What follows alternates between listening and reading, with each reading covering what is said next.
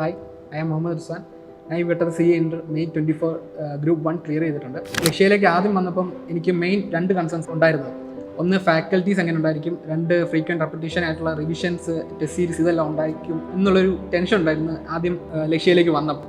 ലക്ഷ്യയുടെ ഭാഗത്തുനിന്ന് 100% ഈ ഒരു 2 ഫാക്ടറിലേക്ക് 100% കോൺട്രിബ്യൂഷൻ ഉണ്ടായിരുന്നു. അതുകൊണ്ട് തന്നെ ആ ഒരു കാര്യത്തിൽ എനിക്ക് പിന്നെ ഒരു ടെൻഷൻ വന്നിട്ടില്ലായിരുന്നു. അതുപോലെ തന്നെ ലക്ഷ്യയിൽ വന്നപ്പം വേറൊരു അഡ്വാൻറ്റേജ് എനിക്ക് തോന്നിയെന്ന് വെച്ചാലാണെങ്കിൽ നമുക്ക് അതായത് ക്ലാസ് തുടങ്ങുമ്പോൾ ഈ കോഴ്സ് തുടങ്ങുമ്പോൾ മുതൽ ഏറ്റവും എൻഡ് വരെ, അതായത് നമുക്ക് എക്സാം CAയുടെ ഇൻ്റർ എക്സാംസ് എന്നാണോ അവസാനിക്കുന്നത് അന്ന് വരെ നമുക്ക് നല്ല രീതിയിലുള്ള ഇപ്പോൾ ഡൗട്ട്സ്, നല്ല രീതിയിലായാലും ചെറിയ രീതിയിലുള്ള ഏത് ഡൗട്ട്സ് ആയാലും ക്ലിയർ ചെയ്യാനുള്ള സാഹചര്യവും അതുപോലെ തന്നെ ഫാക്കൽറ്റീസ് അതിനുള്ള സ്വാതന്ത്ര്യം നമുക്ക് തന്നിട്ടുണ്ടായിരുന്നു. അപ്പം ഈ ഒരു കാര്യങ്ങളൊക്കെ ലക്ഷ്യം ഓഫർ ചെയ്യുമ്പോൾ തന്നെ നമ്മുടെ പഠിത്തത്തിലായാലും നമ്മുടെ പകുതി ടെൻഷൻ കുറഞ്ഞു കിട്ടും. പകുതി ടെൻഷൻ കുറഞ്ഞ് കിട്ടിയാൽ പിന്നെ റിസൾട്ട് നമ്മുടെ കൂടുകയും ചെയ്യും.